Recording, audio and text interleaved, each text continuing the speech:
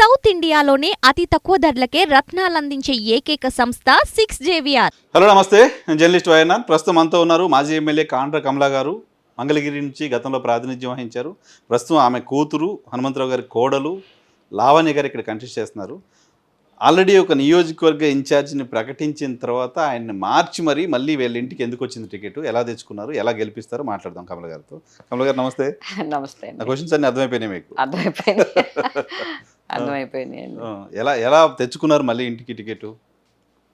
ఇక్కడ ఎవరు రికమెండేషన్స్ ఒకళ్ళు తెచ్చుకోవడం ఒకళ్ళు వదులుకోవడం లేదండి. లేదా సీఎం గారు యువతరానికి అవకాశాలు ఇవ్వాలి, యువతను ప్రోత్సహించాలి రాజకీయాల్లో అనే ఉద్దేశంతో ఫ్రెష్గా ఉండే క్యాండిడేట్ అయితే బెటర్ అనుకున్నారు. అది కాక నేను ఎమ్మెల్యేగా చేస్తున్నాను, హనుమంతరావు గారు ఎమ్మెల్యేగా మినిస్టర్గా చేస్తున్నారు. మావి ఇక్కడ దాదాపు మేము 6-7 ఎలక్షన్స్ చేస్తున్నాం. ఇద్దరివి పెద్ద ఫ్యామిలీస్. మీరు మున్సిపల్ చైర్మన్ చేశారు, ఆయన మున్సిపల్ చైర్మన్ చేశారు. మా మరిది గారు కూడా మున్సిపల్ చైర్పర్సన్ చేశారు. ఓకే. సో ఇక్కడ ఏంటంటే మేము ప్రజలతో మమైక్యమై ఉన్నాము, లోకల్లో ఉంటాము, ప్రజలకు ఎప్పుడు అందుబాటులో ఉంటాము. అందుకని అందరూ కలిసి కట్టుగా పనిచేస్తారనే ఉద్దేశంతో మరి అదేవిధంగా రామకృష్ణారెడ్డి గారు ఉన్నారు, సిట్టింగ్ ఎమ్మెల్యే ఇక్కడ ఓసీ కాబట్టి బీసీలకు ఇస్తే తను కూడా పనిచేస్తారనే ఉద్దేశంతో వారికి కూడా నచ్చ చెప్పడం. మరి చిరంజీవి గారికి ఇచ్చినా కూడా ఎందుకు ఇచ్చారంటే లేడీకి ఇవ్వాలనే ఉద్దేశంతో, మహిళల్ని ఎక్కువగా రాజకీయాల్లో ప్రోత్సహించాలి అనే ఉద్దేశంతో సీఎం గారి నిర్ణయం తీసుకోవడం. మహిళ అంటే మీరున్నారు కదా, యంగ్ యువతరాన్ని తీసుకురావాలి.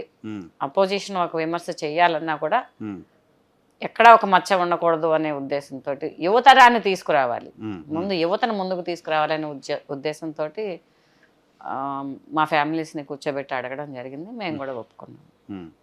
సో ఇప్పుడు ఏంటి, ఫైట్ చేయగలరా, తట్టుకోగలరా నారా లోకేష్ గారిని?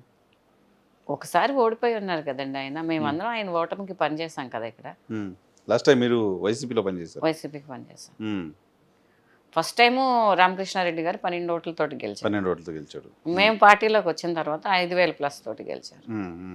మాకు ఇక్కడ ఎవరెవరు ఏ ఏరియాలో ఎవరు ఎట్లా ఉంటారు ఏంటి అన్ని మూలలు మాకు తెలుసు కాబట్టి మాకు పని చేసుకోవడం తెలుసు. ఇక్కడ ఎలక్షన్ చేసుకోవడం ఒకటి, లోకల్ ప్రజలతో మేము కలిసిపోవడం ఒకటి మాకు ఉపయోగపడుతుంది. తెలుసు. ఓకే, లోకేష్ గారు రాష్ట్ర స్థాయి నాయకులు, చంద్రబాబు నాయుడు గారు అబ్బాయి.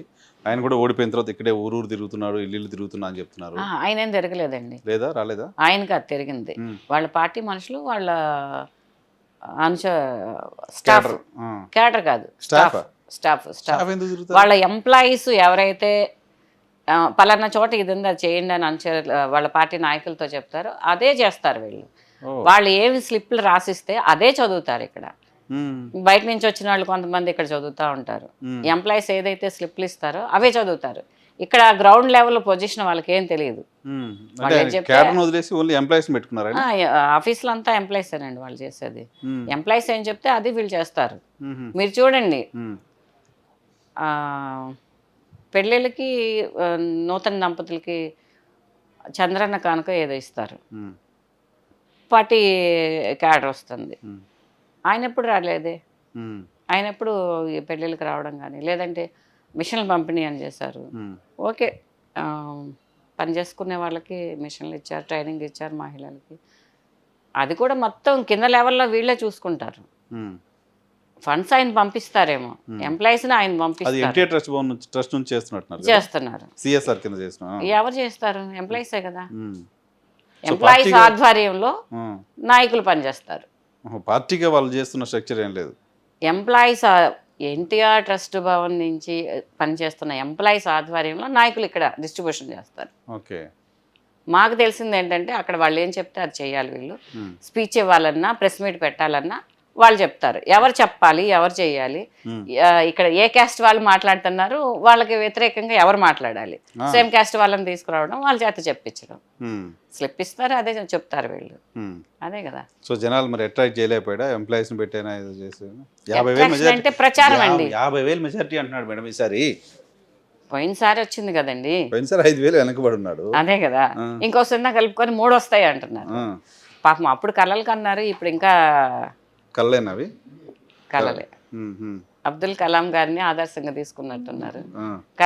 కళలు కానండి ప్రయత్నం చేయండి అని కళలు కంటున్నారు అంతే. అది నిజం. ప్రయత్నం చేయట్లేదా? నిజం అవ్వవు, నిజాలు చేసుకోండి అంటున్నారు. ఇలా చేస్తే ఎలా నిజం అవుతుందండి? ఆయన నాన్ లోకల్ ఇక్కడ. ఇప్పుడు నేను ఇక్కడే ఉన్నాను, ఇక్కడే చేస్తున్నాను, నేను ఓటు నమోదు చేసుకున్నాను అని చెప్పారు మీరు. మరి మీరు 2014లో వచ్చినప్పుడు బాబు వస్తే జాబ్ వస్తుంది అన్నారు. ఎంతమందికి జాబ్లు ఇప్పించారు? ఇవాళ ఎంపీ క్యాండిడేట్ గారు చెప్తున్నారు యువతకి ఉపాధి లేదు ఇక్కడ, ఎంప్లాయ్మెంట్ లేదు అని చెప్తున్నారు. మరి ఐటీ మినిస్టర్గా చేశారు కదా లోకేష్ గారు 14లో. అప్పుడు ఎందుకు మీరు చేయలేదు? యువతకి ఎందుకు ఉపాధి కల్పించలేదు? ఇవాళ వచ్చి సూపర్ 6 అని చెప్పి ఇక్కడ వాల్ పోస్టులు వేసి మంగళగిరిలో అన్నీ చెప్తున్నారు. ఈ సూపర్ 6 14లో ఏమైనాయి? మీరు ఎక్కడా పోటీ చేయకుండానే 3 పోర్ట్ఫోలియోలకి మినిస్టర్గా చేశారు. అప్పుడు ఎందుకు ఈ సూపర్ 6 గుర్తు రాలేదు మీకు? ఇండస్ట్రీస్, ఐటీ, అప్పుడు ఎందుకు మీకు గుర్తు రాలేదు? నా మంగళగిరి అని చెప్తున్నారు. మీ మంగళగిరి ఆ రోజున మీకు ఎందుకు గుర్తుకు రాలేదు? అంటే మీరు ఈ రోజున పోటీ చేస్తున్నారు కాబట్టి, బీసీల సీటు మీరు తీసుకొని మీరు పోటీ చేయాలనుకుంటున్నారు కాబట్టి ఇవాళ మీకు మంగళగిరి గుర్తొచ్చిందా? సో బీసీల సీటుకి లోకేష్ గారు రావద్దా? రావద్దా అంటే మాకు ఎక్కడో 1, 2 ఇస్తారండి. అవి కూడా మీరే పోటీ చేసేస్తే మాకు రాజ్యాధికారాలు అక్కర్లేదా? బీసీలు ఎక్కడ రాజ్యాధికారం చేయకూడదా? మీకు చాలా అవకాశాలు ఉంటాయి. మీరు ఒక సీఎం కొడుకు, సేమ్ స్థాయి. పార్టీ గెలిస్తే మీరు సీఎం అంతే కదండి. తెలియదు మరి పవన్ కళ్యాణ్ ఆయన చంద్రబాబు ఇప్పుడు పరిస్థితి. ఇంతకు ముందు కూడా మరి పార్టీ గెలిస్తే ఆయనే కదా సీఎం. మీకు ఎక్కడైనా ఉంటుంది కదా, వేరే చోట చేయండి, అందరినీ కలుపుకోండి, సామాజిక న్యాయం చేయండి. మీకు ఒక్కరికే న్యాయం చేస్తే ఎట్లా? ఎలాగండి? ఇవాళ చెప్తున్నారు అనురాధ గారికి ఎమ్మెల్సీ ఇచ్చామని. 14లో ఎందుకు ఇవ్వలేదు మీరు? మీరు ఎందుకు ఇచ్చుకున్నారు? మీ అబ్బాయికి ఎందుకు ఇచ్చారు? ఆ రోజున అనురాధ గారు మీ పార్టీలో లేరా? ఆవిడకి చేత కాదా? అనురాధ గారు కూడా కొన్ని విమర్శలు చేస్తున్నారు. చెప్పానుగా నేను, లోకల్ గ్రౌండ్ లెవెల్లో ఏం జరుగుతుంది అనేది బయట నుంచి వచ్చిన వాళ్ళకి తెలియదు. ఆఫీస్లో ఎవరు ఏమి ఇస్తే చదవమని అదే చదువుతారు ఇక్కడ. అదే కదా జరుగుతుంది. సో ఇప్పుడు అనురాధ గారు దిగుతారు ఇప్పుడు ఎట్లా? వాళ్ళు తెలుగుదేశం పార్టీ క్యాంపెయిన్ బాధ్యతలు తీసుకుంటారు. తీసుకునే కంటెస్ట్ చేశారు ఎంతమంది ఇక్కడ? అసలు ఆవిడ కృష్ణా జిల్లా అండి, విజయవాడ మేయర్గా చేశారు. విజయవాడ నేను మున్సిపల్ చైర్పర్సన్గా చేసినప్పుడు తను విజయవాడ మేయర్గా ఉన్నారు. సో ఇప్పుడు కమ్యూనిటీగా ఉన్న బీసీల సీట్ని నారా లోకేష్ గారు ఎందుకు తీసుకుంటారు అనేది మీ ప్రశ్న, అంతే కదా? మాకు కూడా రాజ్యాధికారాన్ని కల్పించడానికి మీరు సహాయం చేయండి అని అడుగుతున్నాం. ఎందుకు చేయట్లేదు? ఈ సీట్లు ఎందుకు తీసుకుంటారు? మీకు చాలా ఉన్నాయి, స్టేట్లో చేయాలనుకుంటే చాలా ఉంటాయి. ఇవే ఎందుకు?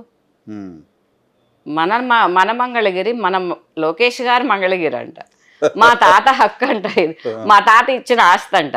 ఏమంటే మంగళగిరి ప్రజలు మీ తాతగారు మీకు ఇచ్చిన ఆస్తా? కాదండి, కాదు. అది గుర్తుపెట్టుకోండి. మంగళగిరి బీసీల ఆస్తి. మంగళగిరిలో బీసీలు ఉన్నాం, వెనుకబడిన తరగతుల వాళ్ళు చాలా మంది ఉన్నారు ఇక్కడ. వారికి కూడా రాజ్యాధికారాన్ని ఇవ్వండి. ఇప్పుడు వారసులు వచ్చారు, 2వ తరం వచ్చారు అంటున్నారు. అసలు మీరు ఎందుకు వస్తున్నారు? లోకేష్ గారేంటి ఎన్నో తరం? మీరు ఎన్ని తరాలు వస్తారు? మీరైతే తరతరాలు వస్తారా? అంటే రాజ్యాధికారం చేయడానికి మీకు తరతరాలకి అర్హత ఉంది, కానీ మా పిల్లలు మేము రాకూడదా? ఏం చెప్తున్నారు మీరు? మీరు ఆచరించి చెప్పండి, బాగుంటుంది. సో ఆయన ఈ సీటు వదులుకోవాలి. బీసీలపై నిజంగా ప్రేమ ఉంటే, నిజంగా ప్రేమ ఉంటే వదులుకోవాలండి. ఇప్పుడు ఓసీలు ఎక్కడో ఉన్నారు, అక్కడ చెయ్యండి. అక్కడ మీకు ఎక్కడ ఓసీలకి సీటు తగ్గకూడదు. బీసీలకి మేము బీసీ గర్జన అని పెట్టారు,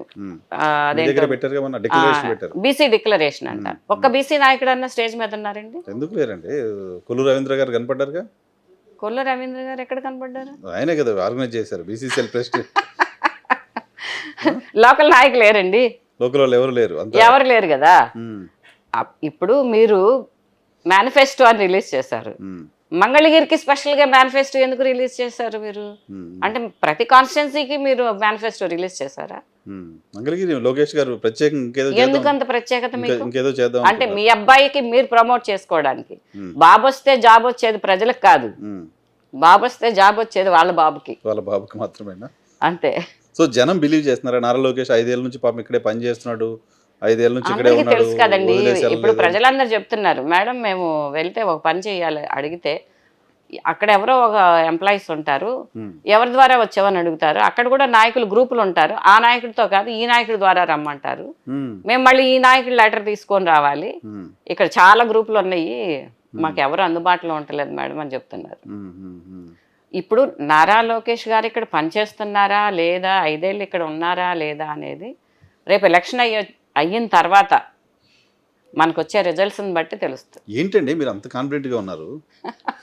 ఎందుకంత కాన్ఫిడెంట్? గ్రౌండ్ లెవెల్ తెలుసు కాబట్టి అండి మాకు. మేము ప్రజలతో ఉంటాము, డైరెక్ట్గా మాకు వాళ్ళ అభిప్రాయం చెప్పగలుగుతారు. ఒకటి, ఇక్కడ సీఎం గారు చేసిన అభివృద్ధి సంక్షేమ పథకాలు మీరు అన్నారు ఇందాక, డబ్బు మూటలు పట్టుకొస్తారు వాళ్ళు, మీరే పెట్టగలరా అని. ఒకవైపు డబ్బు మూటలు, ఒకవైపు జగన్ గారికి ప్రజల్లో ఉన్న బలం, రెండు తూకం వేసుకుంటే బలం తూగుతుంది. మీరు డబ్బు మూటలు పెట్టాల్సిన అవసరం లేదు. ఇంకా సీఎం గారి మీద ప్రజలకున్న బలమే, నమ్మకం, గౌరవం, ఆయన మళ్ళీ రావాలనే కోరికే మమ్మల్ని గెలిపిస్తుంది. స్కీమ్స్ మేజర్గా అంత బలాన్ని ఉన్నాయి, అంత పాజిటివ్ స్కీమ్స్ ఉన్నాయి. ప్రతి మహిళ కూడా మనం విలేజెస్కి వెళ్ళినప్పుడు, అర్బన్లో ఎప్పుడు కూడా ఎక్కువగా మధ్యతరగతి వాళ్ళు ఉండేవాళ్ళు, ఎబో పావర్టీ. విలేజెస్లో ఎక్కువ బిలో పావర్టీ ఉంటారు. వాళ్ళకి ఏంటంటే గవర్నమెంట్ నుంచి సంక్షేమ పథకాలు కానివ్వండి ఏమైనా వస్తాయని గవర్నమెంట్ వైపు చూస్తూ ఉంటారు. కానీ అర్బన్లో అలా ఉండదు. కానీ ఈ రోజున అర్బన్లో ఉన్న మహిళలు కూడా అన్ని క్యాస్టుల వాళ్ళు, ఒక క్యాస్ట్ కాదు, సీఎంగా జగన్ గారే రావాలని కోరుకుంటున్నారు, చెప్తున్నారు. ఎందుకు కావాలన్నారు? టౌన్లో కూడా ఏంటి, ఎలా? టౌన్లో కూడా వాళ్ళకి ఇప్పుడు మనకు తెలిసినవి నవరత్నాలు అందరికీ వస్తున్నాయి, సచివాలయాల ద్వారా వస్తున్నాయి. ఇప్పుడు ముసలి వాళ్ళు ఉన్నారనుకోండి, వాళ్ళకి పెన్షన్ వస్తుంది. బిడ్డలు కూడా కొంతమంది చూడట్లేదు ఈ రోజున, ఈ పెన్షనే ఆధారం వాళ్ళకి. మరి ఎన్నో సంక్షేమ పథకాలు వస్తున్నాయి. ఇవన్నీ ఏముంది, అప్పులు తీసుకొచ్చి పంచి పెడుతున్నాడు జగన్మోహన్ రెడ్డి అని కదా. ఏమండి, చంద్రబాబు నాయుడు గారు ఉన్నప్పుడు అప్పు తేలేదా? అంతకంటే ఇప్పుడు అసలు మొత్తం శ్రీలంక చేసేసారని కదా చేస్తున్న రోజు. చంద్రబాబు నాయుడు గారు అప్పు తెచ్చారుగా. అందరూ అప్పులు తెస్తున్నారు. అమెరికా కూడా అప్పు చేస్తుంది. ఎవరైనా అప్పు తేవాల్సిందే. పరిశ్రమలు వస్తాయి, ఇన్కమ్ వస్తుంది, ఖర్చులు అవుతాయి, ఇన్కమ్ వస్తుంది, రీజనరేట్ అవుతుంది కదా. సో దాన్ని నమ్మట్లేదా? మొత్తం అప్పుల పాలు చేసేస్తున్నాడు, పని చేస్తున్నాడు, పప్పు బెల్లాలు చేస్తున్నాడు, మహిళలు నమ్మట్లేదా దాన్ని? ఏమండి, మీరు ఇస్తేనేమో సంక్షేమ పథకాలు, వేరే వాళ్ళు ఇస్తేనేమో పనిచేస్తున్నారు పప్పు బెల్లాలు. మీరు అప్పులు తెచ్చారు, మీరు సంక్షేమ పథకాలు పెట్టారుగా. ఒకళ్ళు చనిపోతే నెక్స్ట్ వాళ్ళకి వాళ్ళు సంపద సృష్టించి పెట్టారు. జగన్మోహన్ రెడ్డి గారు ఏమో సంపద లేకుండా ఎక్కడి నుంచి సృష్టించి పెట్టారండి? ఏం చేశారని సృష్టించి పెట్టారు? ఎవరికి సృష్టించి పెట్టారు? 2 ఎకరాల నుంచి లక్షల కోట్లకు వచ్చారు. ఎవరికి వచ్చినాయి? ప్రజలకు వచ్చినాయా? రాలేదు కదా. ఎవరికి వచ్చాయి 2 ఎకరాల నుంచి? ఎవరికి వచ్చినాయి? బాబు గారు అంటున్నారా? ఎవరికి వచ్చినాయి? అందరికి తెలుసు కదా, అది అందరికి తెలిసిన విషయమే. చంద్రబాబు నాయుడు గారిని అరెస్ట్ చేయడం పైన ప్రజల సింపతి లేదా మేడం? సింపతి ఉంటే, నిజంగా సింపతి ఉంటే ఈ రోజున విలేజెస్కి వెళ్ళినప్పుడు ప్రజలు బ్రహ్మరథం పడుతున్నారు వైసీపీ క్యాండిడేట్లకి. మరి ఇళ్లలోంచి రాకూడదు కదా. చంద్రబాబు నాయుడు గారి మీద ప్రేమ ఉండి, నిజంగా చంద్రబాబు నాయుడు గారు మాకు మంచి చేశాడు, మాకు ఆయనే కావాలనుకున్నప్పుడు ఆయన అరెస్ట్ అయితే ఎంతోమంది బాధపడి, మనం చూస్తే విలేజెస్లో నచ్చని మనుషులు వస్తే అక్కడే అడిగేస్తారు. అలాంటి సిచ్యువేషన్లు ఎక్కడా లేవు ఇక్కడ. బ్రహ్మరథం పడుతున్నారు. ఏ ఊరు వెళ్ళినా మీకు పాజిటివ్ రెస్పాన్స్ వస్తుంది. సో ఏంటి ఇప్పుడు మీరు బాధ్యత తీసుకుంటారా, హనుమంతరావు గారు బాధ్యత తీసుకుంటారా? ఎవరిది రెస్పాన్సిబిలిటీ? అందరం సమైక్యంగా చేస్తాం. మీరేమో పక్క నుండి మదర్ కాబట్టి తిప్పుతున్నారు, వెనక విటమిన్ ఎం అంతా ఆయన చూసుకోవాలా? మురుగుడు హనుమంతరావు? లేదు, అందరం సమైక్యంగా పనిచేస్తాం. ఈ ఎమ్మలు లేదు, తిప్పటాలు లేవు, ఏం లేదు. ఎమ్మెల్యే గారు ఆర్కే గారు వస్తున్నారు, చిరంజీవి వస్తారు, పార్టీ నాయకులు కార్యకర్తలు అందరూ కలిసి, మేమందరం కలిసి సమైక్యంగా కృషి చేసి జగన్మోహన్ రెడ్డి గారికి మంగళగిరి సీట్ని గిఫ్ట్గా ఇవ్వబోతున్నాం. చాలా చాలా పెద్ద టాస్క్ కమలా గారు. మీరు రాష్ట్రం అంతా ప్రపంచం అంతా ఒకసారి చూశాను. ఈజీనా? ఇక్కడ ప్రజలు కోరుకునేది లోకల్ గా కావాలి, మా బాధలు వినేవాళ్ళు కావాలని కోరుకుంటారండి. ఇప్పుడు మీరు సీఎంగా ఎమ్మెల్యేగా వస్తారు. ఉమ్. ఎమ్మెల్యే మీ దగ్గరికి సామాన్య కార్యకర్త రాగలుగుతారా? మీరు నిజంగా అందుబాటులో ఉన్నా కూడా మీ దగ్గరికి రాగలుగుతారా? ఉమ్. మీ సెక్యూరిటీ మిమ్మల్ని రాణిస్తుంది. అంటే ఆయన పెద్ద నాయకుడు కదా, మరి ఇప్పుడు జగన్మోహన్ రెడ్డి గారి దగ్గరికి పులివెందుల వాళ్ళు అందరూ వెళ్తారా? అంటే వాళ్ళు లోకల్ కదండి, ఆయన వెళ్తారు కదా. ఆహా. లేదా మీరు సీఎంల దగ్గర నేను చాలా మంది దగ్గర చూశాను. అట్లా అనుకుంటే నారా లోకేష్ గారికి లోకల్ హైదరాబాద్ అయింది, ఆయన మరి అక్కడ చేసుకోవాలి. హైదరాబాద్ లోకల్ అవుతుంది కానీ ఇది కాదు కదా. అవును, మరి అక్కడ చేసుకోవాలి. ఉమ్. లేదు వాళ్ళకి పార్టీకి బాగా మంచి పట్టున్న కాన్స్టిట్యున్సీలో చేసుకుంటే బాగుంటుంది. ఉమ్. సో మీరు కాన్ఫిడెంట్గా ఉన్నారు. మేము కాన్ఫిడెంట్. ఎంత మెజారిటీ ఎక్స్పెక్ట్ చేస్తున్నారు? మెజారిటీ ఇంతని మేము వాళ్ళకి మళ్ళీ ఊహల్లో తేలిపోతూ చెప్పలేం, కానీ మేము గెలుస్తాం. Right madam, all the very best. Thank you. రోజు రోజుకి మేము ఏదైతే మీరు చెప్పారు లోకేష్ గారు 5 సంవత్సరాల నుంచి ఇక్కడే చేస్తున్నారని, మరి మా ఎమ్మెల్యే గారు కూడా ఇక్కడే ఉన్నారు కదా, ఇక్కడే చేస్తున్నారుగా. ఎమ్మెల్సీ గారు ఉన్నారు, ఎమ్మెల్సీ గారు ఉన్నారు, ఎమ్మెల్యే గారు ఉన్నారు, అందరం పనిచేస్తున్నాగా. మీకంటే ఎక్కువే చేస్తున్నారుగా, మరి మాకెందుకు ఉండదు కాన్ఫిడెన్స్? ప్రభుత్వ సంక్షేమ కార్యక్రమాలే మీ కాన్ఫిడెన్స్ రీజన్, అంతేనా? చివరిలో మర్చిపోయినా, బ్రాహ్మణి గారు కూడా తిరుగుతున్నారు ఇక్కడ. ఆవిడ కూడా ఎన్టీఆర్ ట్రస్ట్ నుంచి కార్యక్రమాలు చేసుకుంటూ ఇక్కడ క్యాంపెయిన్ చేస్తున్నట్టున్నారు. ఇంపాక్ట్ ఉండదా? రామారావు వాళ్ళకి తెలుగే సరిగా రాదండి. వాళ్ళు ఇచ్చిన స్పీచ్ ఏదో చదువుతారు, వెళ్తారు. మన పాపం హ్యాండ్లూమ్ ఏదో క్లస్టర్ ఏదో ఓపెన్ చేశారు, చేనేత పదార్థాలన్నీ తయారవుతున్నాయంట. ఎవరు? బ్రాహ్మణి గారా? అంటే వాళ్ళని విక్రయించాలని కాదు, అంటే అంత ప్రజల్లోకి వాళ్ళు వెళ్ళలేరు అనేది నా ఉద్దేశం. ఒక మహిళగా ఆవిడని నేను వ్యంగ్యంగా కించపరచాలని కాదు, ఎవరు వచ్చినా కూడా ఇక్కడ పబ్లిక్ లో మమేకం అవ్వలేరు. సో ఇక్కడ లోకల్ అనేది బాగా చూస్తారని బాగా చూస్తారు. లాస్ట్ టైం కూడా చూసారు. చంద్రబాబు నాయుడు గారు కొడుకు, లేకపోతే చంద్రబాబు నాయుడు గారు, ఎన్టీ రామారావు మనవరాలు, ఇవేం కాదు. ఇవేం కాదండి. ఎవరు ఎక్కడి నుంచి వచ్చినా కూడా వాళ్ళు ఈ రోజున వస్తారు, వెళ్తారు. ఏమండి ఇక్కడ నాన్ లోకల్ని ఓడించిన హిస్టరీ ఉంది మంగళగిరిలో. రాయపాటి శ్రీనివాసరావు గారు ఇక్కడ కంటెస్ట్ చేస్తే ఆయన ఓడిపోయారు. మీకు తెలుసో లేదో, జమున గారు కంటెస్ట్ చేస్తే ఆవిడే ఓడిపోయారు. మరి సినీ ఫీల్డ్ లో నుంచి వచ్చారు, గ్లామర్ ఆర్టిస్ట్. మరి ఆవిడకి ఎంత మంచి పేరు ఉండేది, ఎందుకు ఓడిపోయారు? Non local.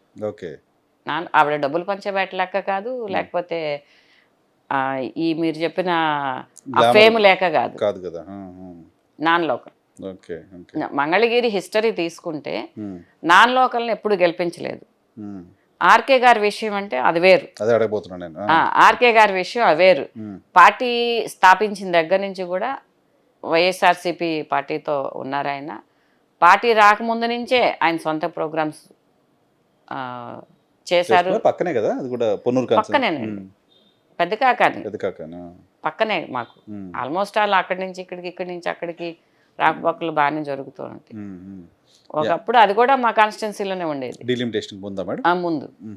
తర్వాత ఇప్పుడు సపరేట్ అయినాయి. సో నాన్ లోకల్ అనే ఫీలింగ్ ఈయనకి రాలేదు. ఎప్పుడు ఇక్కడే ఉన్నారు, ఇక్కడ ప్రజలకు అందుబాటులో ఉన్నారు. అన్ని సంక్షేమ కార్యక్రమాలు పార్టీ అధికారంలోకి రాకముందు నుంచి కూడా ఆయన చేపట్టారు. కాబట్టి ఆయన నాన్ లోకల్ గా చూడలేదు ఎవరు. పక్కనే కదండి మాకు. Right madam, thank you very much మాకు సమయం కేటాయించినందుకు. Thank you very much. Thank you.